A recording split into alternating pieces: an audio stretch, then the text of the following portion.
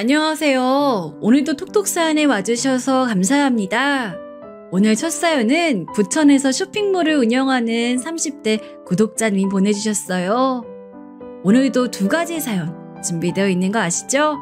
나가지 마시고 끝까지 집중해 들어주세요. 그럼 바로 시작할게요. 전 톡톡사연 나미입니다.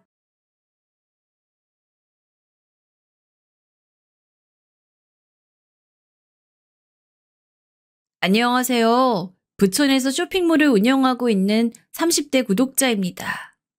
어쩜 이런 일이 있을까요? 얼마 전 알터니가 빠진 것처럼 시원한 사이다 썰이 생겼는데 혼자 알고 있긴 아까워서 이렇게 사연을 적어봅니다. 과거에 저처럼 당하고만 있는 분들이 있다면 마음고생하지 마시고 꼭 주변 분들에게 말해보시길 바래요. 사연의 당사자가 워낙에 남 얘기를 좋아했었는데 자기 이야기를 이렇게 들으면 어떨지 궁금하네요. 어쩌면 바로 듣고 있을 수도 있겠어요. 그렇게 생각하니 벌써부터 통쾌하네요. 동서! 아참! 이제 동서가 아니지?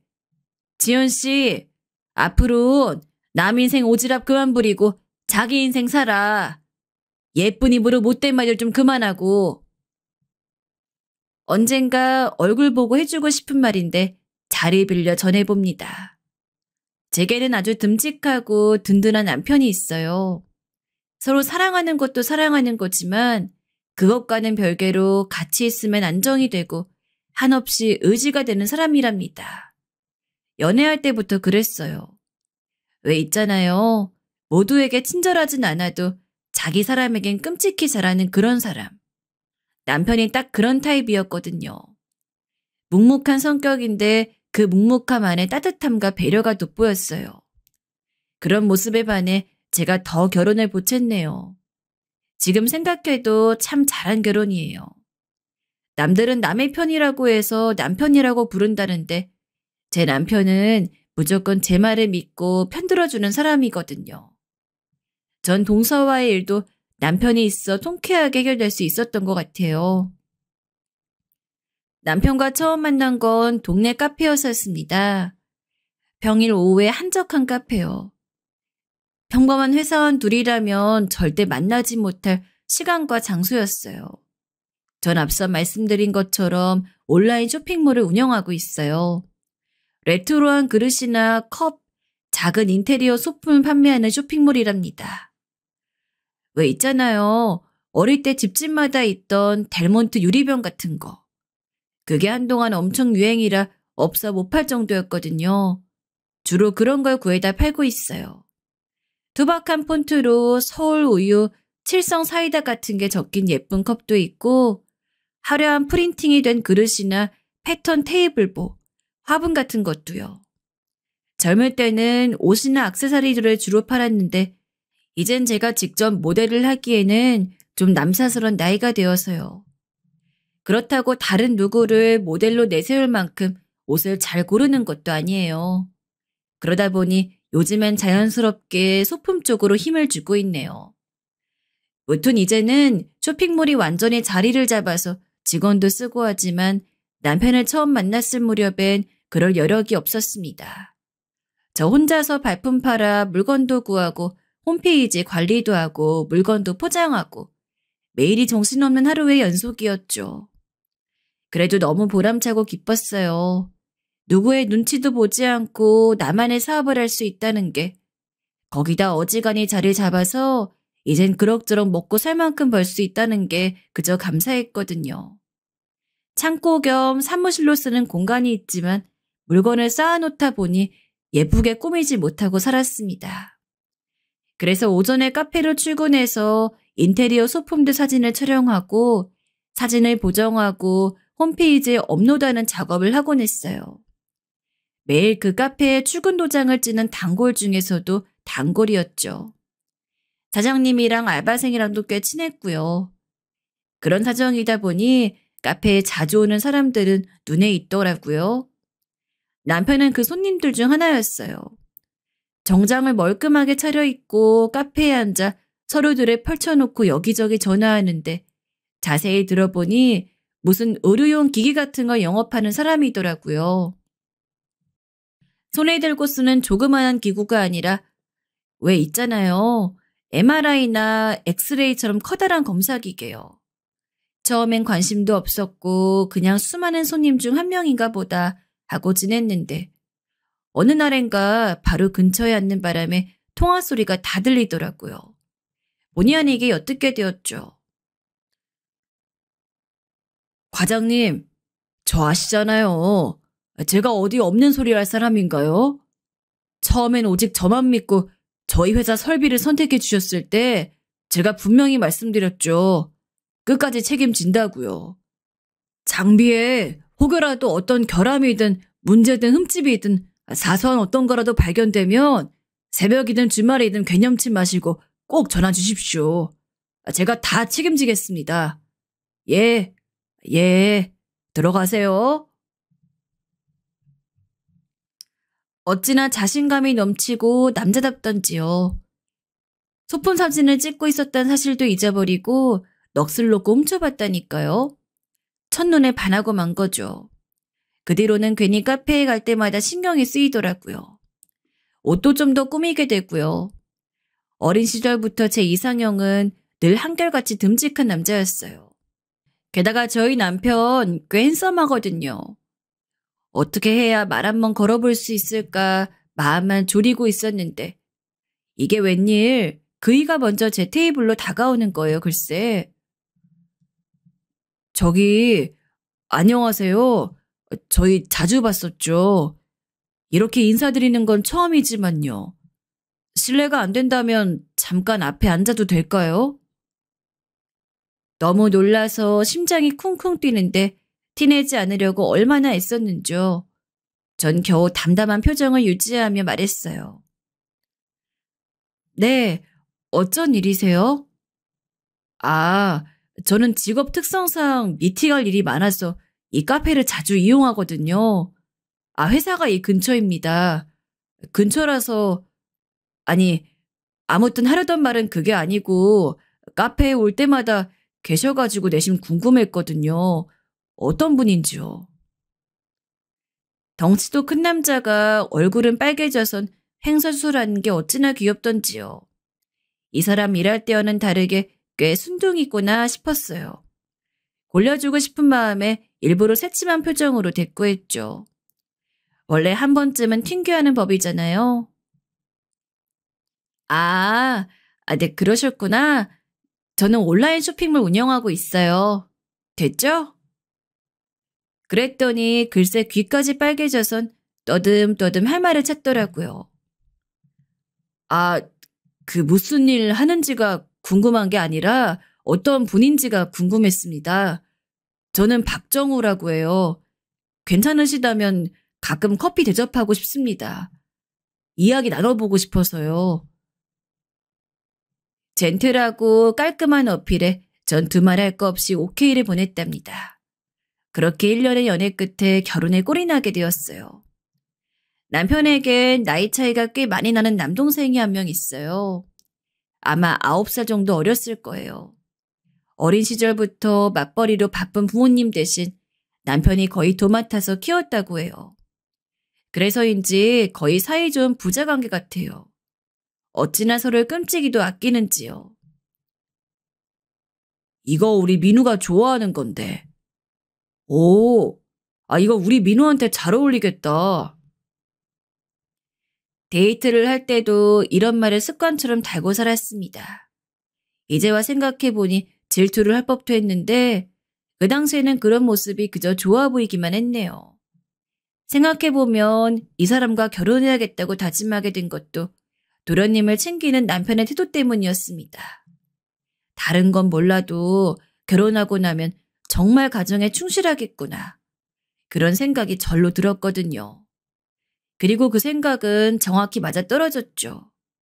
결혼식을 준비하고 신혼집을 구하고 살림을 합치는 동안에도 남들은 한 번씩 다 거치고 간다는 부부싸움이나 사소한 다툼 한 번 없었어요. 늘 든든하게 곁에서 지지해주는 남편 덕분이었죠. 그러던 어느 날 남편이 제게 할 이야기가 있다며 분위기를 잡았어요. 이렇게 진지하게 이야기하는 일은 잘 없었기 때문에 전 무슨 이야기일까 궁금하면서도 내심 두려운 마음도 들었습니다. 여보, 우리 민우 말이야. 고시 준비 끝마칠 때까지는 지금처럼 물심양면 도와주고 싶어. 알잖아. 내가 민우를 어떻게 생각하는지. 또 민우가 나를 어떻게 생각하는지. 부모님은 연로하셔서 이제 그런 거 기대할 수가 없잖아. 난 우리 민우 믿거든. 할 수 있을 거라고. 내 힘닿는 데까지 밀어줘 보고 싶어. 오랜 시간이 걸리지는 않을 거야, 분명. 그래서 당신에게 양해를 구하고 싶어. 별다른 이유가 없다면 지금처럼 민우를 좀 지원해줘도 될까? 남편의 성격상 제게 이런 말을 꺼내기까지 속으로 참 많은 고민을 했었을 거예요. 귀까지 빨개진 것으로 봤을 때 아마 몇 날 며칠은 고민했겠죠.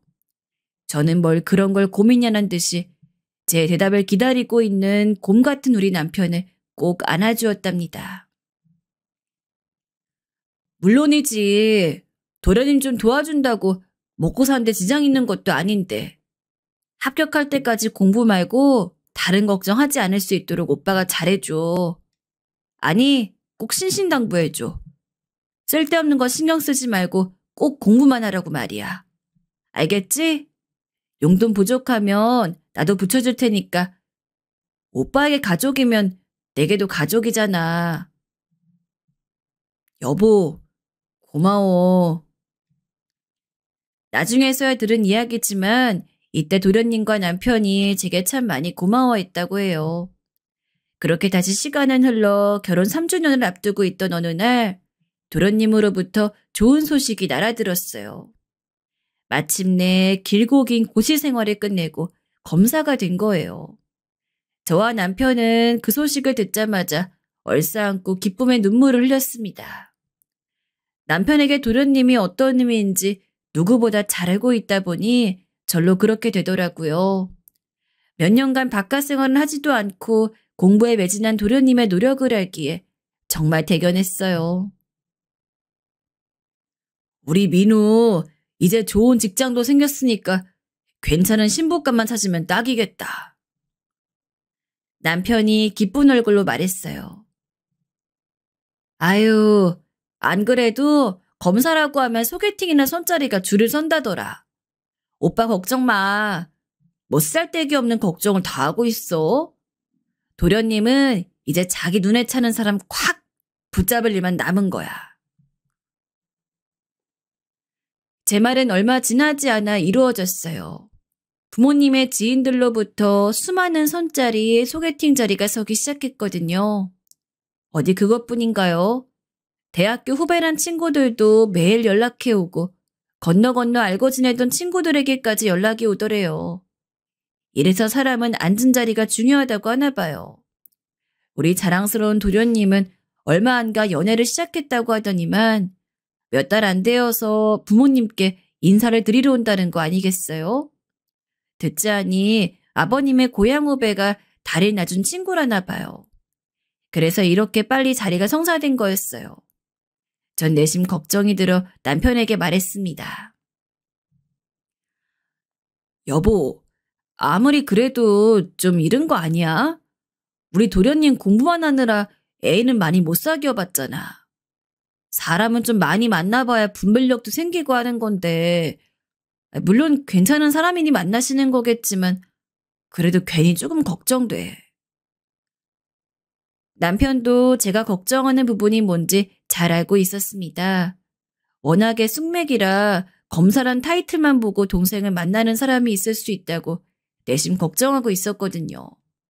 그렇지만 아버님의 고향 후배가 다리를 놔준 사람이기도 하고 도련님에게도 별다른 이야기를 듣지 못했기 때문에 애써 쓸데없는 걱정이겠거니 하고 넘기기로 했어요.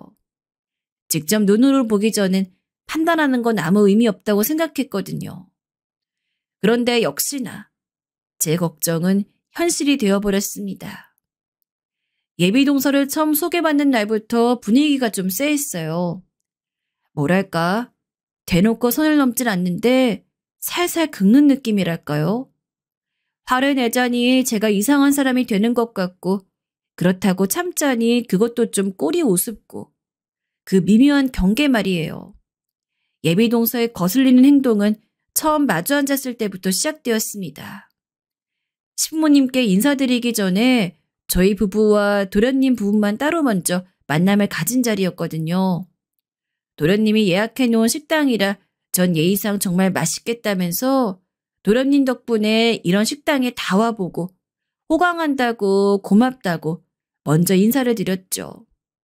그러면 보통은 상식적인 선에서 안부 인사가 오갈 텐데 예비동서는 그런 거 없이 다짜고짜 이렇게 이야기하는 거예요. 어머 언니, 이런 식당은 잘 안 오셨나 보다. 요즘 젊은 친구들 사이에선 유명하거든요, 여기. 사업하신다 들었는데 이런 것도 모르시고 트렌드를 너무 모르시는 거 아니에요? 누가 들었으면 아주 오래 알고 지낸 절친한 언니 동생인 줄 알겠어요. 그날이 초면이고 저도 나름대로 집안 어른인데 저런 식으로 말하는 게 불편하긴 했지만 도련님 얼굴을 봐서라도 그냥 좋게 좋게 저 아가씨가 너무 긴장해서 무리하나 보다 그렇게 생각하고 넘어가기로 했어요. 남편도 그런 눈치였고요. 지연아, 우리 형이랑 형수 정말 고마우신 분들이야. 나 검사할 수 있다고 끝까지 믿어주고 도와주셨어. 어떤 의미에서는 부모님보다 더 든든한 분들이야, 나한테. 듣다 못한 도련님이 애둘러 한 소리 했는데 이해를 못한 건지 일부러 못 알아듣는 척 하는 건지 갈수록 한수를 더 뜨더군요. 그런데 두 분은 어떻게 만나 결혼하셨어요? 언니가 먼저 따라다니셨어요? 아주버님이 훨씬 인기 많으셨을 것 같은데? 어떻게 아주버님이랑 결혼하셨지? 그쯤 되니 헛웃음이 다 나더군요. 이렇게 눈치가 없을 수가 있을까요? 이젠 남편이 언짢아 해서 오히려 제가 진정시켜야 할 분위기였어요. 그렇게 겨우 누르고 식사를 하려는데 기어이 또 한마디를 덧붙이더군요. 남편에게는 꼬박꼬박 아주버님이라고 하면서 저한테는 굳이 언니라고 하더라고요. 처음부터 저를 집안 어른으로 생각하고 싶지 않았던 걸까요? 다시 생각할수록 사람이 더 밉게 기억되네요. 아, 참. 언니 쇼핑몰 하신다고 했죠? 근데 여자가 집에서 남편 내조해주는 게 더 좋지 않아요? 보다 못한 남편이 헛기침을 하며 밥 식겠다, 얼른 먹자 하면서 대화하기 싫은 티를 팍 냈어요. 어찌나 살아온판 같던지 결혼하면 도련님 내조 잘하겠단 말이겠지. 하고 남편 옆구리 쿡 찌르고 속삭이고 말았네요. 집으로 돌아오면서 남편과 저는 번갈아 가며 한숨만 푹푹 쉬었습니다. 저 사람은 영 별로인 것 같은데 하면서 말이에요. 그날 밤 도련님이 저희 부부에게 장문의 메시지 보냈더라고요. 남편에게 따로 저에게 따로요. 물론 예비동서가 예의 없이 군 것에 대해 사과하는 메시지였어요. 오늘 많이 불편하셨죠? 정말 죄송하다. 나쁜 친구는 아닌데 아직 어려서 말을 가려할 줄 모른다. 제가 따끔하게 잘 이야기하고 다음부턴 다신 이런 일 없도록 하겠다. 뭐 그런 내용이었죠. 아끼는 도련님에게 이런 장문의 메시지를 받으니까 찝찝한 마음이 좀 풀리더라고요. 남편도 안심하는 모양이었어요. 다행인지 불행인지 아무튼 의외인 게 도련님의 말에 의하면 부모님께 인사드리던 날엔 깍듯하게 잘했다고 하더라고요. 저희 신부모님도 아가씨가 사근사근하고 부침성이 좋다며 예쁘게 보시고 결혼을 일사천리로 진행시켰던 걸 보면 어른들께는 그 못된 심보를 꽁꽁 숨겼던 것 같아요. 처음에는 조금 꺼림칙한 느낌이 있었지만 도련님의 사과도 있고 또 신부모님께는 잘했다고 하니 그날의 일은 완전히 잊기로 남편과 합의를 봤어요. 우리가 아끼는 도련님이 선택한 사람인데 잘해보자. 긴장해서 실수한 거겠지. 그래, 민우를 믿어주자. 지금까지도 그래왔잖아. 그렇게 도련님은 동서와 무사히 결혼을 마치고 가장으로서의 인생을 새로 시작하게 되었어요. 이렇게 해피엔딩으로 끝마쳤다면 얼마나 좋았을까요? 동서의 폐악질은 아직 시작도 되지 않았다는 것을 그때 우린 누구도 알지 못했어요. 어느 날 낯선 번호로 전화가 오더라고요. 저장이 안 된 번호라 받을까 말까 고민하는 사이 뚝 끊어졌는데 또 곧바로 전화가 울리는 게 아니겠어요? 받아보니 동서였어요. 번호를 교환한 적이 없는데 어떻게 제 번호를 알고 있는 건지 동서가 다짜고짜 이런 소리를 했습니다. 형님, 통화 한 번 하기 정말 어렵네요. 일하는 여자라 바쁘다고 티내시는 것도 아니고. 아무튼 많이 바쁘신가 봐요. 떨떠름했지만 괜히 분란을 만들기 싫어서 대충 얼버무리고 용건을 물었어요. 그러자 다름이 아니라 저희 이번에 이사했잖아요. 집에 놓을 조명이랑 인테리어 소품 같은 게 좀 있으면 좋겠는데 형님이 그런 거 판다고 하셨던 게 생각나서요. 저 사이트 알려주시면 몇 개 골라볼게요. 하는 게 아니겠어요? 전 당연히 골라서 구매한단 말인 줄 알고 제 쇼핑몰 사이트를 알려주었어요. 2시간쯤 지났나? 동서의 번호로 메시지가 오더군요. 형님, 저 A-1023번 하얀색 제품이랑요. B-4431번 우드 상판 제품이랑요. B1132번 제품으로 보내주세요. 저희 집 주소 아시죠? 오빠한테도 형님이 주신 선물 잘 받았다고 할게요. 전 무슨 말인가 싶어 메시지를 3번은 읽었어요. 황당해서 머리를 한 대 맞은 것 같았죠. 쇼핑몰 구경해보니 제품들이 너무 예쁜데 이사 선물로 주실 수 있냐 아양을 떨며 말해도 몇 번이나 만났다고 일어나 싶을 판에 이렇게까지 당당하게 요구하니 오히려 할 말이 없더군요. 어떻게 할까 잠깐 고민하다 그냥 좋은 마음으로 보내주기로 했어요. 어차피 도련님 결혼기념으로 저희 부부가 이것저것 가전이며 생활용품이야 하는 것들을 선물하기로 이야기했었거든요. 거기에 몇 개 얹어주는 거라고 생각하기로 했어요.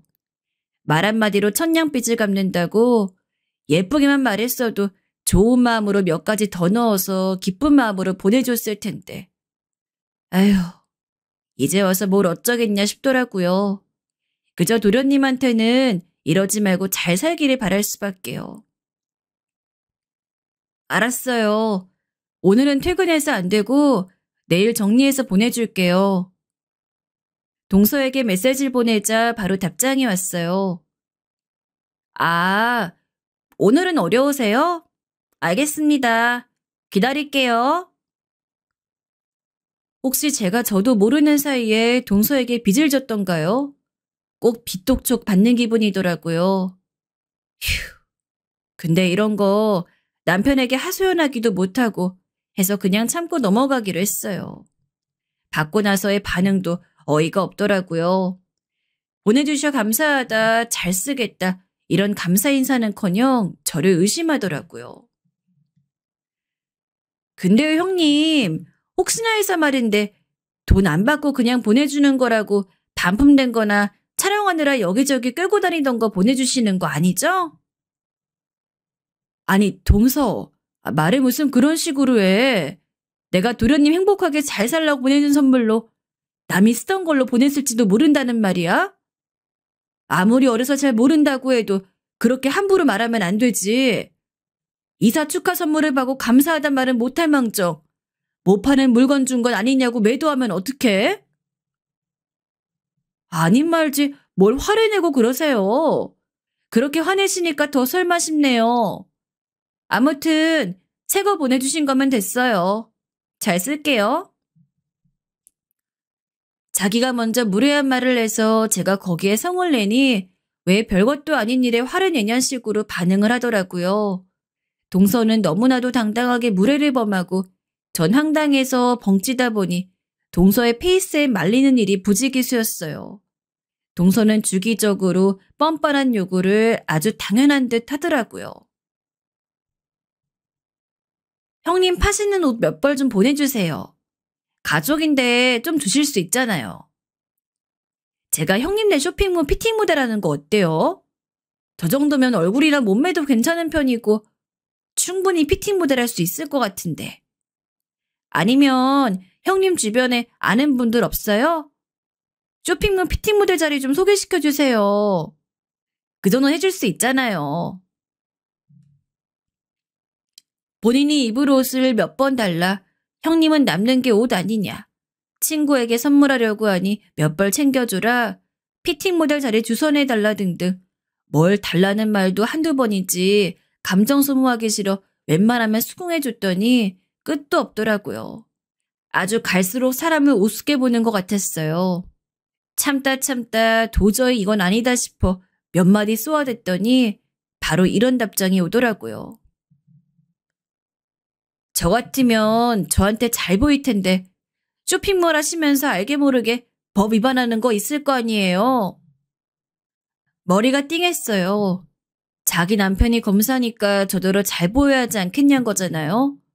고발이라도 하겠다는 건지 뭔지 이건 도저히 참을 수가 없더군요. 그대로 동서에게 전화를 걸어 싸붙이기 시작했어요. 동서, 내가 예전부터 참았는데 말이야. 이젠 도저히 못 참겠다. 제정신이야? 어떻게 집안 사람한테 그따위 말을 할 수가 있어? 어? 동선 대체 뭐가 문제야? 내가 우스워? 한참을 가만히 듣고 있던 동서가 딱 한마디라고 전화를 끊어버리더군요. 다 하셨죠?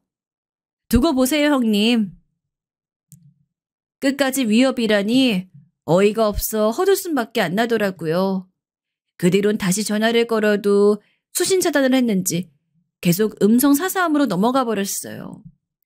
이때 남편이나 도련님에게 이야기했으면 일이 좀 더 조용하게 해결되었을 텐데 바보 같은 저는 단순히 동서가 저를 싫어해서 그런 거니 저만 참으면 될 일이라고 생각하고 말았네요.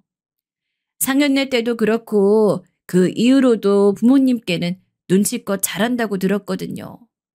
도련님하고도 알콩달콩 잘 지내는 것 같았고요. 그래도 한바탕 한 이후로 제가 불편해진 건지 꼴도 보기 싫은 건지 연락이 뚝 끊어지더라고요. 전화해서 옷 내놔라, 피팅 모델 시켜달라 그런 소리 안 하니까 어찌나 살 것 같던지요. 남편에게 넌지시 물어보니까 도련님하고는 여전히 잘 지낸대요. 다행이다 싶었죠. 그렇게 일단락 되는 줄 알았는데 진짜 큰일은 추석 때 벌어졌어요. 저는 원래 명절 보내는 걸 좋아해요. 어린 시절부터 시골 큰 집에 내려가서 맛있는 거 잔뜩 먹고 사촌들이랑 뛰어놀고 하던 게 좋은 기억으로 남아있거든요. 특별히 제사를 지내는 것도 아니고 해서 제게 있어 명절은 보통 친척들 얼굴 보고 다 같이 맛있는 거 먹고 하는 날이었어요. 결혼할 때 내심 걱정이 됐긴 했죠. 왜 우리나라 명절하면 그런 이미지가 있잖아요. 여자들은 다 같이 음식 준비하느라 고생하고 남자들은 TV나 보면서 쉬고 시댁에 가서 제사 음식 한번 안 해봤냐며 혼날까 봐 걱정을 많이 하긴 했어요. 근데 괜한 걱정이었죠. 남편만큼이나 시댁 식구분들도 다 좋으신 분들이었거든요. 게다가 남자들도 다 같이 제사 음식을 준비하는 분위기라 화기애애한 분위기 속에서 편하게 음식을 준비할 수 있었어요. 정말 복받은 일이라 생각해요. 그렇게 즐겁기만 한 명절이었는데 이번 명절은 무섭기만 하더군요. 동서와 마주 앉아 계속 부딪힐 테니까요. 그 답답한 분위기 생각만 해도 벌써부터 피곤해졌어요. 그래도 어쩌겠어요.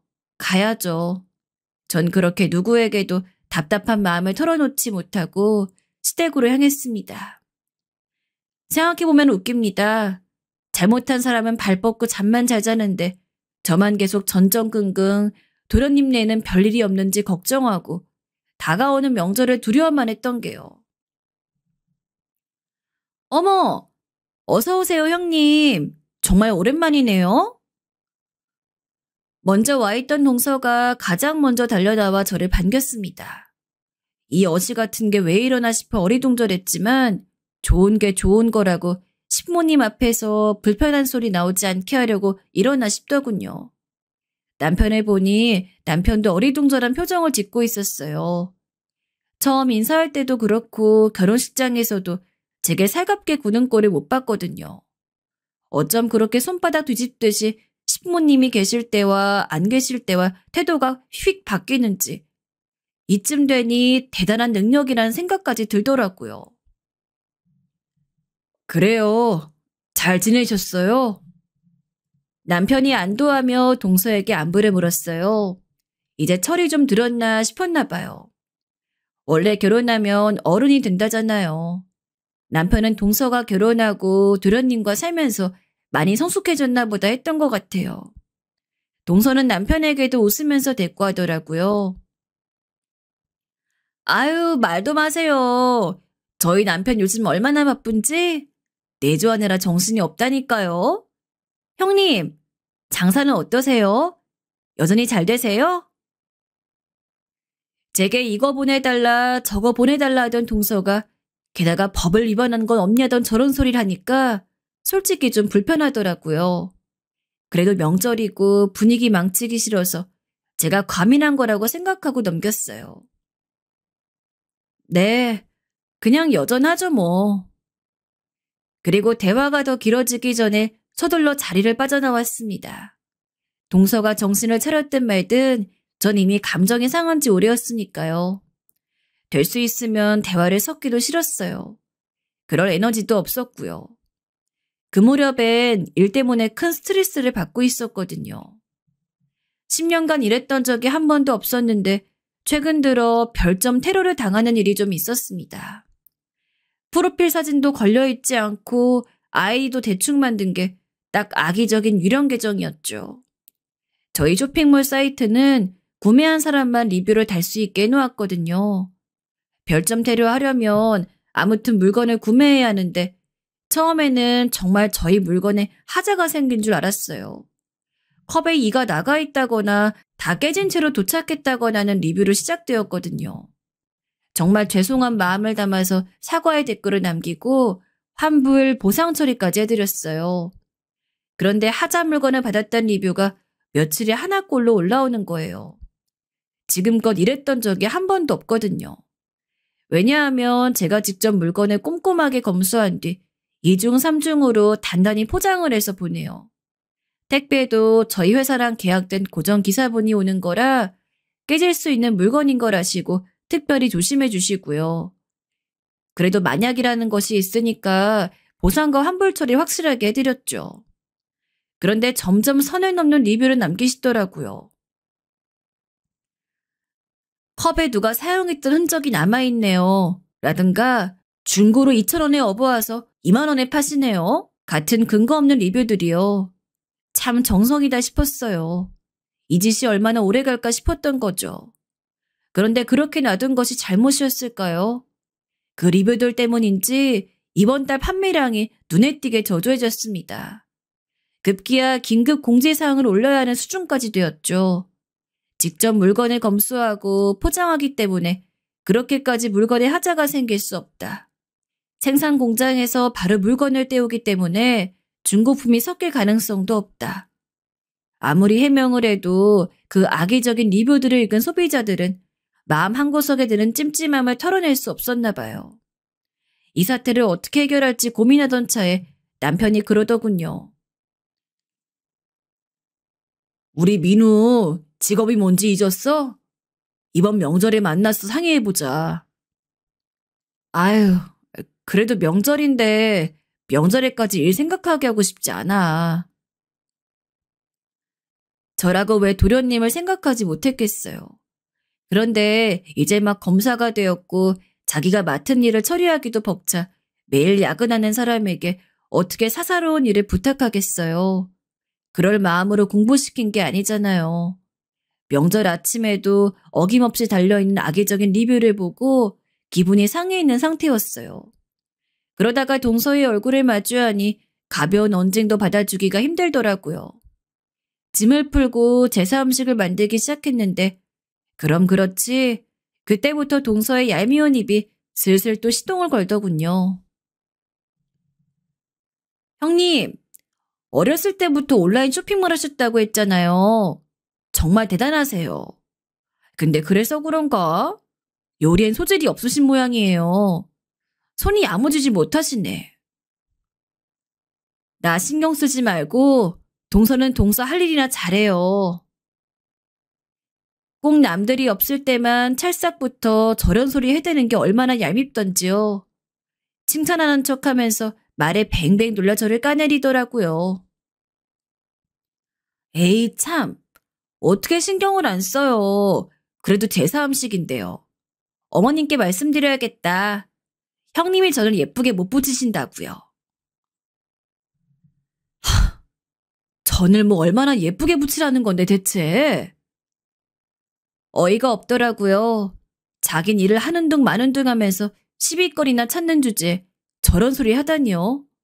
더 얄미운 건 그러다 누구라도 다가오면 바로 입을 싹 닫고 친한 척을 한다는 거예요. 어머, 우리 형님 부친전 너무 맛있다. 어머, 우리 형님은 송편도 예쁘게 잘 빚으신다. 어찌나 가증스러운지요. 그렇게 스트레스가 점점 쌓이는데 기어이 일을 내더라고요. 어머, 형님 진짜 일머리 없으시다. 콩밥 좀 드셔봐 정신 차리시려나? 저도 더 이상은 못 참겠더라고요. 순간 화가 나서 저도 모르게 큰 소리 내고 말았어요. 아니 동서, 도련님이 검사지 동서가 검사야? 왜 그러는 거야 대체? 동서는 뭐가 문제야? 아니 동서가 검사라도 그렇지. 가족한테, 그것도 집안 손윗 사람한테 말끝마다 콩밥이 어쩌고 깜빵이 어쩌고 그딴 소리 해도 되는 거야? 도련님도 동서가 이러고 다니는 거 알아? 한바탕 쏟아내고 나니까 아차 싶더라고요. 아무리 그래도 여긴 신부님 댁인데 그나마 저와 동서만 거실에 나와 있어 다행이지. 제 목소린 TV 소리에 묻혀 몇몇 사람 말고 못 들은 모양이었어요. 그 몇몇 사람 안에 남편이 포함되어 있었다는 게 문제라면 문제였지만요. 당신 그게 무슨 소리야? 지금 내가 제대로 들은 게 맞아?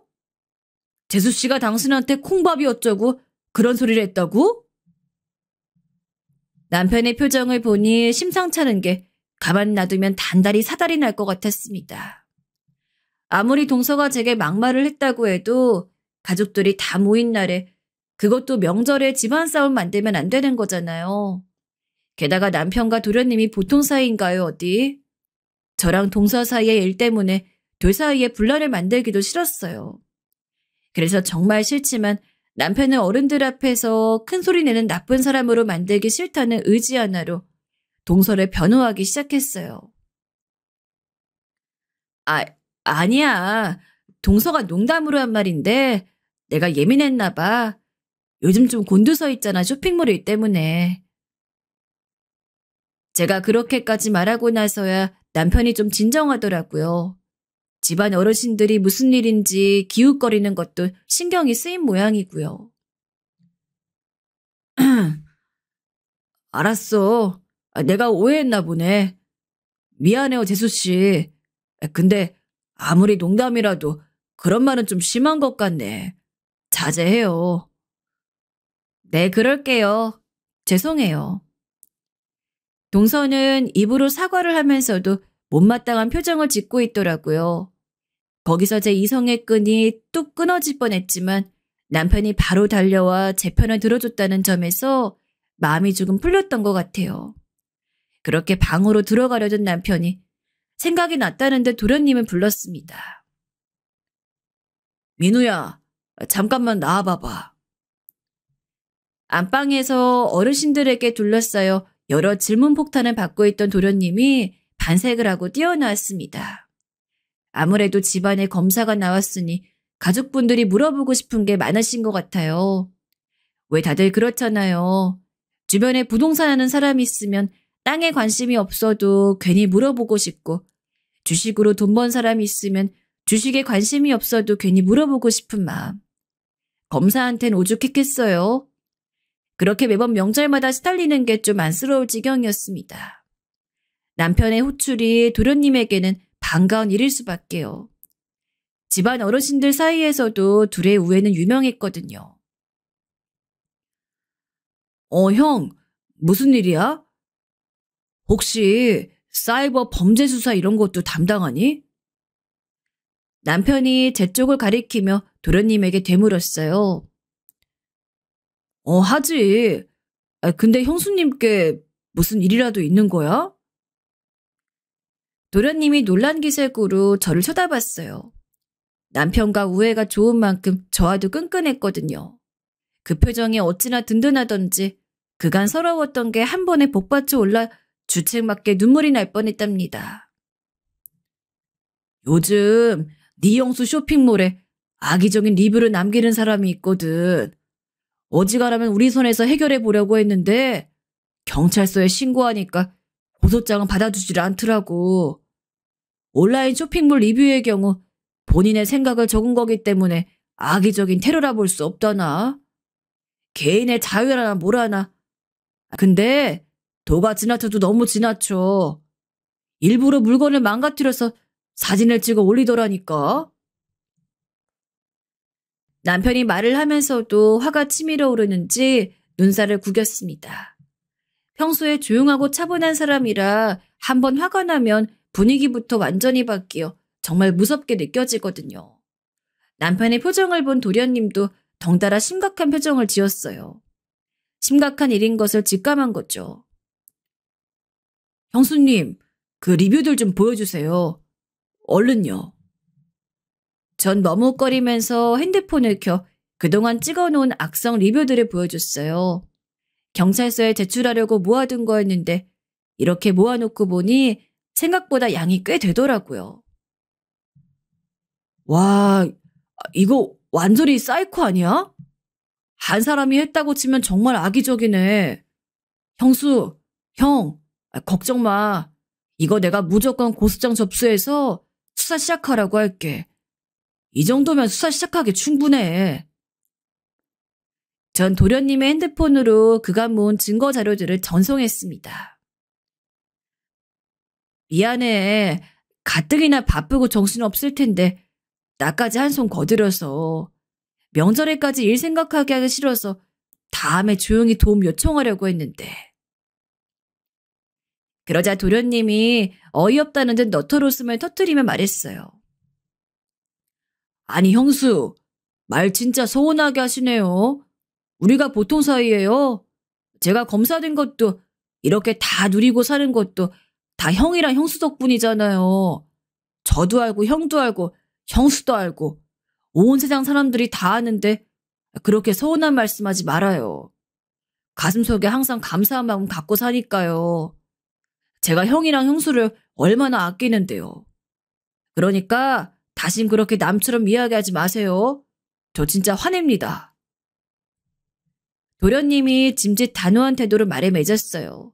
너무 고마워서 또 눈물이 날 뻔했네요. 언제 이렇게 든든하게 자랐는지 그날만큼은 도련님이 남편만큼이나 큰 의지가 되었습니다. 걱정 마세요. 제가 이 자식 어떻게든 잡아서 반드시 콩밥 먹게 해줄 거니까. 뒤에서 듣고 있던 동서의 표정이 사색이 되어 있더라고요. 저한테 말하는 본세를 보면 분명 밖에서도 착하게 말할 스타일이 아닌데 혹시 동서도 이 사람처럼 리뷰를 나쁘게 단 적이 있나 싶었죠. 뭘 그렇게까지 해요. 쇼핑몰에서 별점 좀 안 좋게 줬다고 고소하고 그러면 어디 구매자들이 마음 편히 리뷰를 달겠어요? 그러다가 형님 쇼핑몰 이미지만 망가질까 걱정돼요. 그냥 좋게 좋게 해결 보시는 게 어때요? 뭘 어떻게 좋게 해결해? 이 사람한테 환불도 해주고 보상도 해주고 다 해준데도 이러잖아. 그렇게 마음에 안 들면 우리 쇼핑몰에서 구매를 안 하면 되는데 계속 구매하고 이런 리뷰 적는 걸 보면 분명 악의적인 마음이 있어. 웃기죠?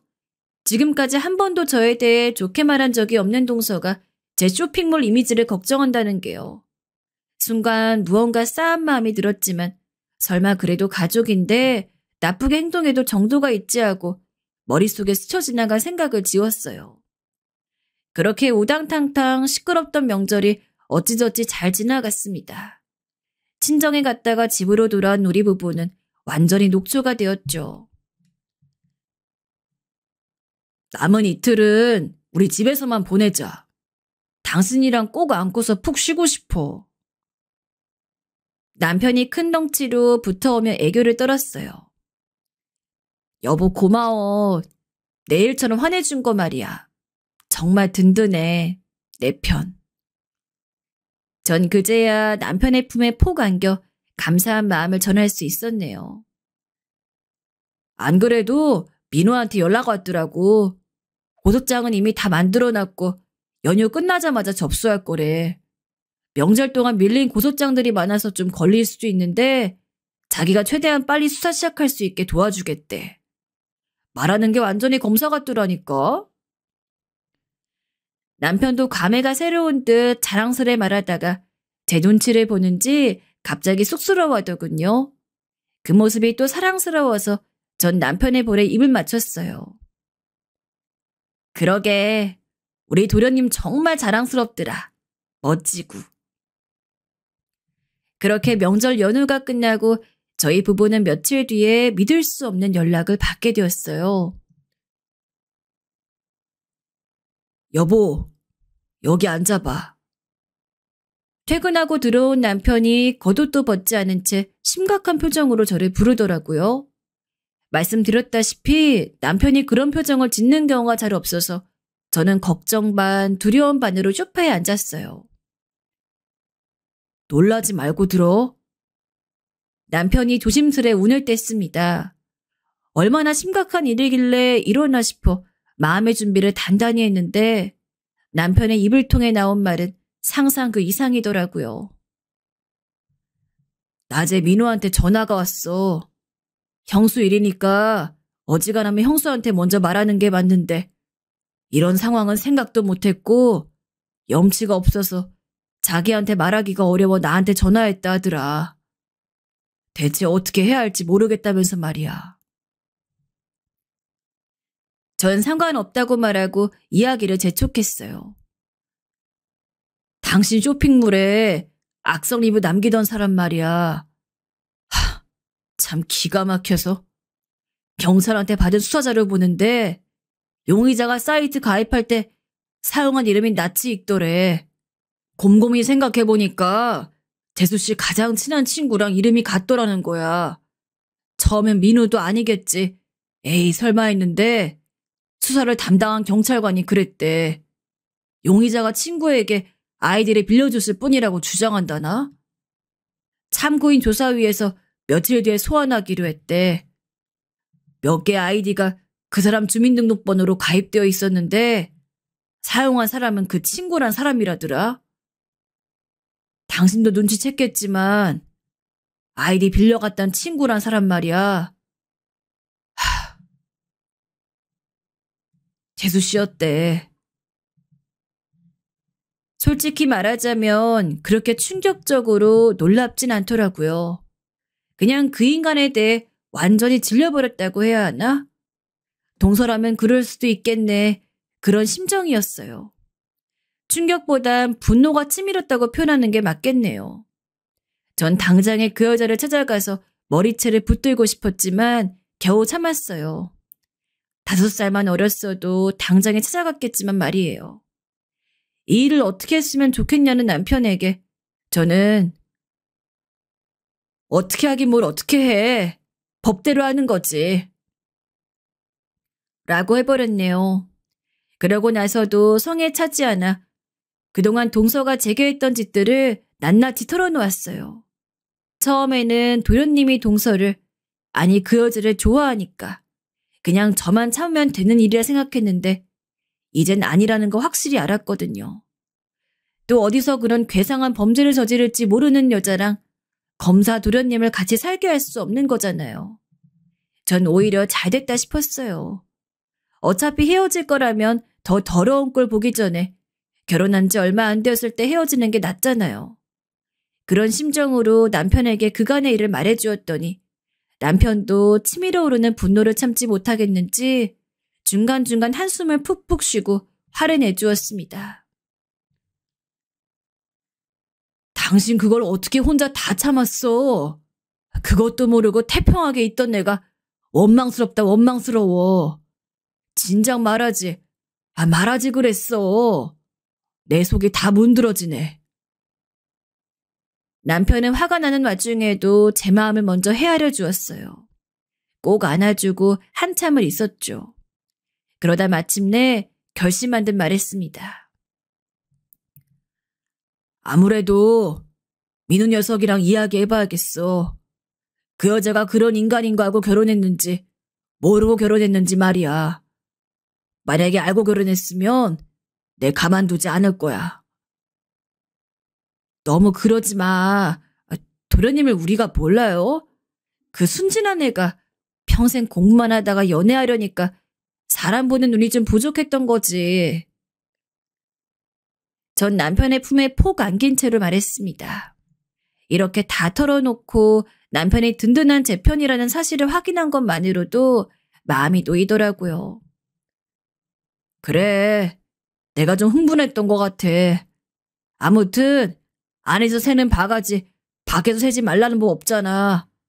이 여자가 어디서 또 엄한 짓 하고 다녔을지 누구도 모르니까. 한시라도 빨리 민우와 통화 좀 해봐야겠어. 그 길로 남편은 도련님과 긴 통화를 했어요. 제게 스트레스를 주고 싶지 않다는 이유로 방에 들어가서 문까지 잠그고요. 한두 시간쯤 지났나 남편이 문을 열고 나오더군요. 여보, 괜찮아? 왜 이렇게 오래 걸렸어? 걱정했잖아. 할 말이 많아서 말이야. 민우 녀석은 아무것도 모르고 있었네. 이게 다행인 건지 불행인 건지. 지 형수에게 그랬단 소리 듣고 노발대발하는 게 그 집도 오늘 단단히 사달라 하겠더라. 민우가 그렇게 화내는 거 처음 봐. 고맙고 든든하네. 우리 집 남자들. 전 그날 남편과 도련님 덕분에 오랜만에 후련하게 푹 잠들 수 있었습니다. 다음 날 역시나 집안이 발칵 뒤집어졌어요. 물론 저희 집 말고 도련님 댁이요. 도련님이 정말 단단히 화가 났는지 아님 그동안 속았다는 실망감이 컸는지 동서와 이혼하겠다고 했거든요. 집안 어르신들은 갑자기 그게 무슨 날벼락 같은 소리냐고 난리가 났어요. 동선의 집안에서 처음에는 뭐 그런 일로 이혼을 하냐. 우리 애가 그래도 시부모님은 얼마나 깍듯하게 모셨냐. 이러는 거 배신이다. 우리 집은 이혼 같은 거 절대 안 시킨다. 노발대발하셨대요. 그런데도 도련님이 완강하게 다른 사람도 아니고 자기가 부모님처럼 생각하는 형수님한테 그런 건 참을 수가 없다고. 자기 손으로 아내 콩밥 먹일 뻔한 심정을 아시냐고 하니 갑자기 사과를 하시더래요. 나 자식 교육을 잘못했다고 미안하다. 한 번만 넘어가주면 가족들이 뭐라고 하든 어떤 취급을 하든 찍소리도 못하게 하겠다 하셨다더라고요. 태세를 전환하는 것도 유전인 건지 하지만 이미 저희 도련님 마음은 되돌릴 수 없었어요. 하기야 저는 처음부터 동서의 이런 모습을 쭉 봐왔지만 도련님은 동서의 예쁜 모습만 봐왔을 거잖아요. 자기 아내가 본인이 생각한 사람과 생판 다른 사람인 것을 받아들이기도 힘들었을 텐데 심지어 본인이 은혜를 갚아야 한다고 했던 저희 부부를 되려 망하게 하려고 했다는 사실에 죄책감을 느꼈나 보더라고요. 가장 큰 배신감을 느끼는 건 본인이라면서 조금이라도 미안한 마음이 있으면 곱게 이혼할 수 있게 도와달라고 했다네요. 다시 한번 생각해보라던 시부모님께도 저희 남편이 차분히 그동안 있었던 일을 말씀드리면서 도련님 결정이 맞는 것 같다고 말씀드리자 이혼에 찬성하는 분위기가 되었어요. 물론 이혼 경력이 생기는 건 자랑스러운 일은 아니에요. 그렇지만 그 인간의 추잡한 본성을 알게 되었는데 계속 참고 사는 건 말도 안 되는 거잖아요. 이번엔 참고 더 같이 살았다면 지금보다 더 감당하기 힘든 일이 생겼을 거라고 생각해요. 도련님의 이혼 선언 후 며칠이 지난 어느 날이었어요. 동서에게 전화가 걸려오더라고요. 이젠 동서란 단어만 들어도 노이로제에 걸린 것처럼 끔찍했고, 솔직히 말해서 또 무슨 엄한 소리를 할까 받기 싫었는데 그래도 확실히 말해줘야 속 시원할 것 같아 일단 받았습니다. 그랬더니 글쎄 한다는 말이 형님, 어떻게 저한테 그러실 수가 있어요? 장난이었잖아요. 전 형님과 나름 친하다고 생각해서 그런 거였는데 기분 나쁘셨을 줄 몰랐어요. 죄송해요. 그렇게 싫으시면 진작 말씀하셨어야죠. 처음엔 알겠다 하시더니 갑자기 화내시고 아무 말씀 안 하시다가 갑자기 화내셔도 전 다 그러려니 했는데 이러시면 안 되죠. 다 큰 어른이 겨우 그런 일 가지고 쪼르르 일러 바치시고. 솔직히 검사 남편이라면 자랑하고 싶지 않으시겠어요? 그리고 쇼핑몰 리뷰도 그래요. 안 그래도 오늘 경찰서 가서 다 이야기하고 오는 길인데요. 그거 정말 제 친구가 쓴 거 맞아요. 제가 소개시켜줘서 컵 몇 개 사봤더니 다 깨져서 왔다잖아요. 제가 얼마나 난처했는 줄 아세요? 제가 형님 쇼핑몰 망하게 하려고 했다고요? 전 형님 잘 되시라고 친구들 소개해준 죄밖에 없어요. 오히려 안 좋은 쇼핑몰 추천해줬다고 제가 욕먹었다고요. 아무튼 형님 기분 나쁘게 한 건 죄송해요. 그러니까 형님도 저 이런 수모 겪게 하는 거 그만하세요. 좋게 좋게 넘어갈 수 있는 일을 왜 크게 만드시는 거예요? 꼭 민호 씨를 이혼남 만들어야 속이 풀리시겠어요? 그쯤 되니까 확신이 들더라고요. 이 인간 정말 문제가 많구나. 이딴 헛소리를 계속 들어줄 필요가 없다고 생각한 저는 그간 참아왔던 욕을 시원하게 질러주고 그냥 전화를 끊어버렸어요. 그 후로 몇 번 문자를 보내오더니 제가 답장을 하지 않자 다시 연락이 오는 일은 없었네요. 며칠 뒤에 남편한테 듣기로는 도련님한테도 똑같은 변명을 늘어놨다고 해요.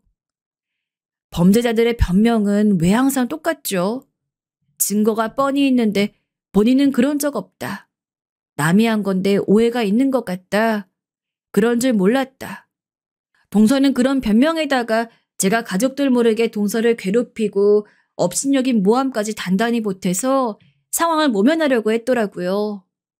뭐 하나 할 줄 아는 것도 없으면서 검사 남편 꼬신 게 괘씸하다고 했다나?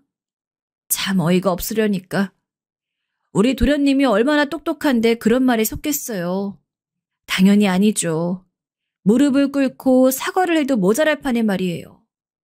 게다가 도련님은 그날 수사 중인 경찰서까지 찾아가 아이들을 빌려준 친구까지 만나고 온 모양이에요. 친구 앞에서도 그 말도 안 되는 거짓말을 하더래요.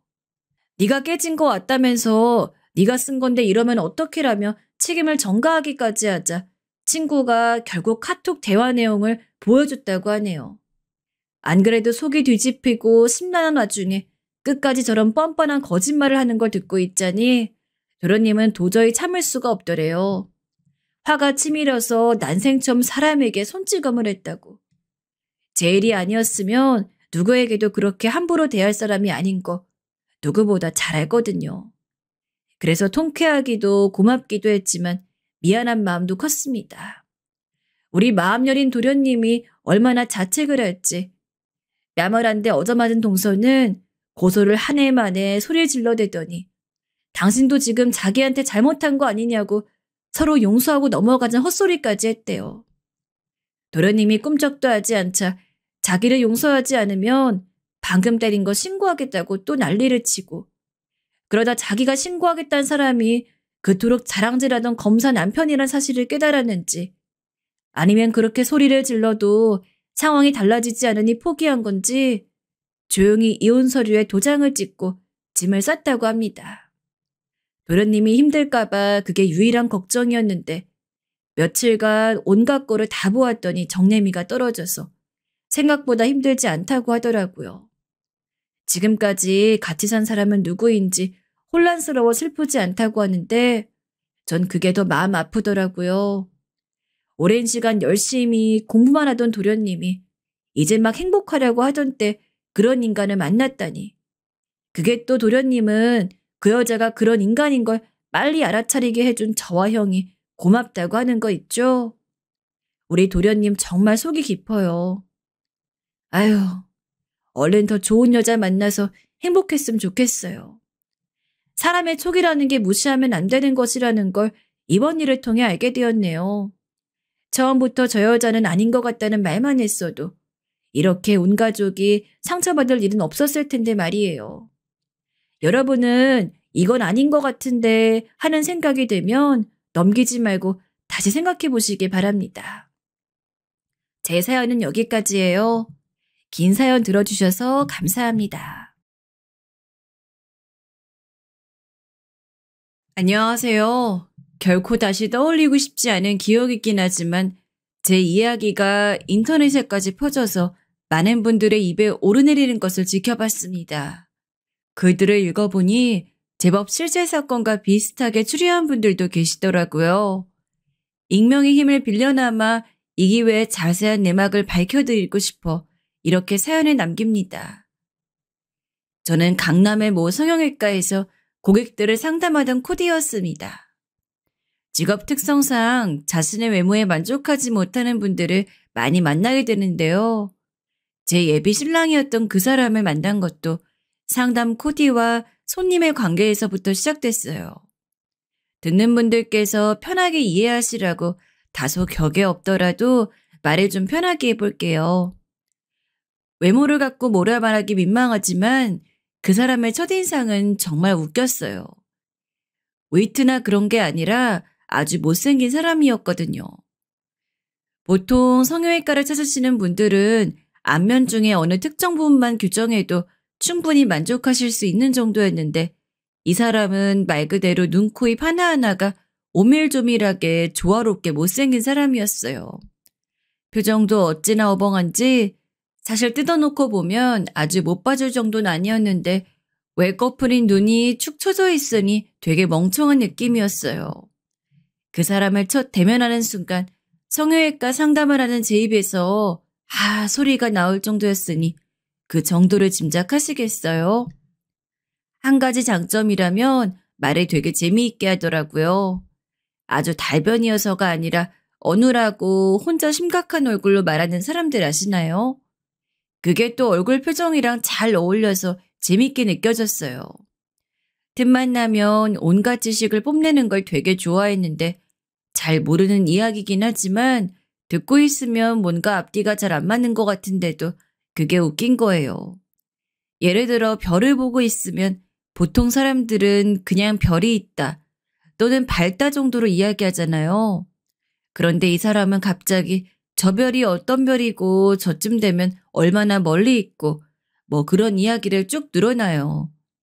그런데 듣다 보면 뭔가 되게 엉터리 같은 느낌이 있는 거예요. 뭐랄까 좀 많이 허술해서 상대방의 긴장을 풀어버리는 스타일의 사람이었어요. 이런 요소는 호감을 불러일으키기보단 사실 좀 조금 혐오스러운 스타일이긴 해요. 하지만 제가 이 사람을 약간 다시 보게 된 건 이 사람이 재벌가의 회장 아들이었단 점이었어요. 이름만 대면 알고 그런 회사는 아닌데 나름 코스닥 상장 회사였지요. 그렇게 알고 보니 사람이 확 달라 보였습니다. 좀 산만하고 이상한 말만 해대는 사람에서 유쾌하고 이지적인 사람으로 180도 다르게 보였던 거예요. 그런데 두어 번 상담을 진행하는데 갑자기 데이트 신청을 하더라고요. 제 직업이 그렇다 보니 일적인 관계에서 그런 만남은 거절했겠지만 워낙에 배경과 능력이 좋은 사람이어서 저도 선뜻 받아들였어요.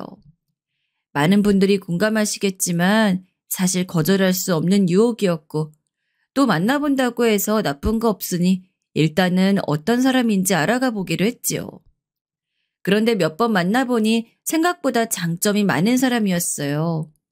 우선 좋은 집안에서 자라서 그런지 구김살이 없는 성격이 가장 큰 매력이었습니다. 콤플렉스가 없다는 것이 인간관계에서 얼마나 큰 장점이 되는지 이 사람 만나면서 느꼈어요. 제가 어떤 말을 해도 웃으면서 받아줄 줄 알았고 늘 여유가 느껴졌어요. 돈을 쓸 때도 물론 그렇지만 언제나 긍정적이었고 좋은 말만 하니 외모의 단점도 잘 안 느껴지더라고요. 좀 엉뚱하게 느껴지는 지식 자랑도 어느 순간 귀엽게 보이기 시작했고요. 또 저는 성격이 조금 까탈스러운 면도 있고 감정 기복이 심해서 하루에도 우울했다가 기분 좋았다가를 반복할 때가 많은데 그런 저와 달리 이 사람은 항상 기분이 일정하고 한결같더라고요. 그런 그 사람 옆에 있다 보면 저까지 안정되고 차분해지는 느낌이 들면서 덩달아 여유 있고 긍정적인 사람이 되는 것 같았어요. 나중에 어딘가에서 들어보니 이것이 후광 효과라는 거래요. 어떤 사람이 가진 배경, 가령 직업이나 환경 같은 것들이 신뢰를 줄 만한 배경이라면 그 사람이 하는 대부분의 말과 행동을 신뢰하게 된다고 하네요. 그냥 쉬운 말로 콩깍지가 쓰이는 거겠죠. 그 당시 제가 딱 그 짝이었어요. 하지만 후광 효과든 콩깍지든 간에 도저히 용서가 안 되는 부분들이 몇 가지 있긴 했는데요. 재벌가 사람이라고 하기에는 뭔가 이 사람 몸의 뱀 습성이 많이 깨는 부분이 있었죠. 특히 사람 정색하게 만드는 건 뭘 먹을 때예요. 보통 사람들이 뭘 먹을 때 고개는 살짝만 숙이고 수저로 음식을 들어 입으로 넣잖아요. 그런데 이 사람은 먼 음식을 먹듯 접시에 코를 박고 음식을 먹어요. 짜장면까진 보기 힘들어도 이해해보겠는데 파스타도 그렇게 먹더라고요. 더군다나 진작에 안 고치고 뭐 했는지 몰라도 비염이 굉장히 심해요. 환절기엔 고개를 쳐박고 먹다가 음식에 콧물을 뚝뚝 흘리는 걸 보고 영혼이 달아나는 줄 알았어요. 그러고는 맛있다고 지 접시를 들어서 저한테 먹어보라고 권하고 그럴 때마다 저는 그 음식 안 좋아한다고 하거나 못 먹는다고 사양했죠. 한절기 몇 번 지나고 나니까 제가 먹을 줄 아는 음식이 없게 되더라고요. 최대한 기분 상하지 않게 고개를 약간 들고 먹었으면 좋겠다고 말했더니 외국 유학 시절에 몸에 밴 버릇이라고 하더라고요. 아니 무슨 외국 유학을 인도 빈민촌에서 하다 왔나 싶었지만 전 그래도 아시아를 못 벗어나 본 데가 모르는 뭔가가 있겠지 하고 최대한 이해해 보려고 노력했어요. 또 하나 이 사람과 만나면 불편한 점도 있었어요. 지식 자랑을 많이 한다고 했잖아요. 이런 일이 있었어요. 그 사람과 함께 어느 날 미술관을 가게 되었는데 가기 전부터 걱정이 되는 거였어요. 분명 미술에 관련된 엄청난 지식을 가지고 있을 테고 이걸 또 저한테 줄줄이 읊을 텐데 여기서 아무것도 모르는 듯 멀뚱히 듣고만 있으면 너무 제가 바보같이 보일 것 같았거든요. 그래서 전 가기 전부터 그날 갈 미술관을 미리 돌아보고 관련된 정보를 모조리 다 외우고 난 후 그 사람을 만났습니다. 그런데 만반의 준비를 하고 왔는데 그날따라 그 사람이 이상하게도 조용한 거예요. 그래서 저도 오랜만에 아는 척 좀 해보자 싶어서 이 지식 저 지식 아는 대로 내뱉었는데 옆에 있던 미술관 큐레이터 분이 제가 아는 지식이 틀리다며 하필 딱 지적을 해주시더라고요. 며칠 만에 너무 방대한 지식을 외우다 보니 머릿속에서 얽히고 설킨 게 틀림없었습니다. 그 순간 얼마나 민망했는지 얼굴이 화르르 붉어져 그 뒤부턴 입을 조개처럼 꾹 다물고 아무 말 없이 관람만 했지요. 그때 깨달았어요. 지식 자랑을 워낙 많이 하는 사람과 같이 다니다 보면 공부를 미리미리 그것도 철저히 해둬야 한다는 걸요. 그간은 학창시절부터 공부와 좀 거리가 멀었던 시간을 보냈던지라 그 점이 불편하긴 하더라고요. 그렇게 2년 넘도록 그 사람과 만났습니다. 아까 앞서 말했던 불편한 점 빼고는 그 사람이 특별히 멋을 부리는 것도 아니고 그냥 밥 먹으러 갑시다, 술 먹으러 갑시다 해도 어느 순간부턴 제 쪽에서 안달이 나서 하자는 대로 다 따라다닌 것 같아요. 하자는 대로만 따라가면 아무튼 근사한 곳으로 데려가 줬으니까 저도 군말이 있을 이유가 없었죠. 그 사람이랑 만날 동안은 그 흔한 싸움 한 번 한 기억이 없었고 갈등도 없었어요. 저희는 무난하게 잘 맞았고 재밌고 즐거웠던 기억도 나름 많았지요. 그러다 당연한 수순처럼 결혼 생각이 났어요. 전 사실 결혼 이야기를 진즉에 꺼내고 싶었습니다. 1년차쯤 되었을 때 이 사람이 좋은 곳만 데려가고 저를 늘 공주로 만들어주니 자주 만나고 싶고 솔직히 배경이 좋은 사람이니 주변에서 누가 가로채 가진 않을까 불안하기도 했고요. 하지만 선뜻 이야기를 못 꺼낸 건 이 사람이 거절할까봐 두려워서였어요. 내가 좋아 연애는 할 수 있지만 제 집안과 직업이 그 사람에 비해 변변치 않다 보니 막상 결혼 앞에서 고민하는 모습을 본다면 상처를 받을 것 같았으니까요. 그러던 어느 날 그 사람이 제게 좋은 호텔을 예약했다며 일 끝나고 데리러 왔더라고요. 마침 몸도 피곤했겠다 호텔에서 스파를 하면서 몸을 풀면 좋을 것 같아 기분 좋게 따라갔죠. 코스 요리를 먹고 난 후 따스한 물속에서 휴식을 취하고 있는데 그 사람이 생각지도 못한 말을 꺼냈고 전 너무 놀라 정말이냐고 되묻기까지 했습니다. 우리 이제 나이도 있고 슬슬 결혼 생각해보는 게 어떨까? 난 한 가정 안에서 아이 낳고 알콩달콩 사는 게 꿈이었거든. 우리가 부부로 산다 해도 지금처럼 좋을 것 같은데. 당신 생각은 어때? 네, 놀랍게도 먼저 결혼 이야기를 꺼낸 건 남자 쪽이었어요. 저는 그 얘기를 듣자마자 기회다 싶어 얼굴이 환해졌고 나도 꿈꿔왔던 일이라며 서둘러 고개를 끄덕였지요. 그때부터 본격적으로 결혼 이야기가 오고 가기 시작했고 저희는 결혼에 대한 서로의 로망이라든지 신혼여행, 아이, 육아와 같은 주제로 이야기를 나누었어요. 그런데 이 사람에게 고맙기도 하고 감동을 받았던 점이 하나 있었는데요. 이 남잔 제가 어디를 가고 싶든 뭘 하고 싶든 뭐든지 전적으로 제 의견에 맞춰주겠다고 하더라고요.